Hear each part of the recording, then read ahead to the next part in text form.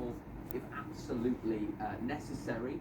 Those rail companies, including Great Western Railway, which operates here in Reading, services to London, but also the west and southwest of England and South Wales, they say that people should only travel if essential, partly for the health of passengers, but also because the infrastructure on the railway, well, it's just not built to deal with this prolonged spell of very hot weather. Those metal rails there is a risk that those metal rails can buckle in the extreme heat, and it's meant that rail companies are cancelling trains at short notice, or certainly they said they will have to in the hotter parts of the day. They say they're also running fewer services, partly due to the risk to the infrastructure, but also to build in some breathing space to the timetable should those trains need to be cancelled later. But yeah, certainly the message on the railways today and tomorrow, as the weather gets hot again, is to really only travel if it's absolutely essential. Yeah, and as you mentioned, Nick, this is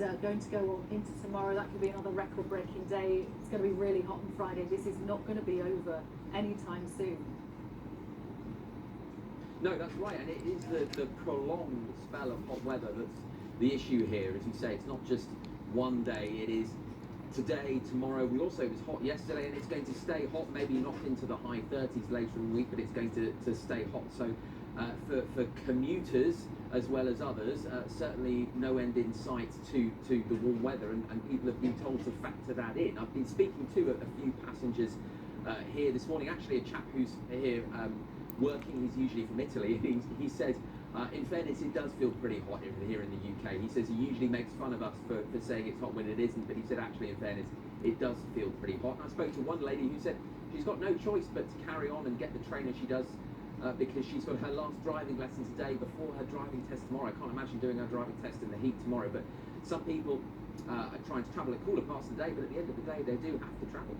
Let's hope that car has air conditioning. Nick, thank you very much. Nick Johnson there in Reading. This is BBC News. Still to come, back to earth with a bump for England at the World Cup, a goalless draw against Ghana in their second game. Around the world and across the UK, this is BBC News.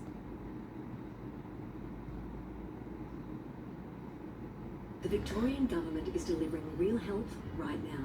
From June 1st until July 31st, Victorians can apply for 20% off their 2025-26 rego. Apply on the Service Victoria app or website.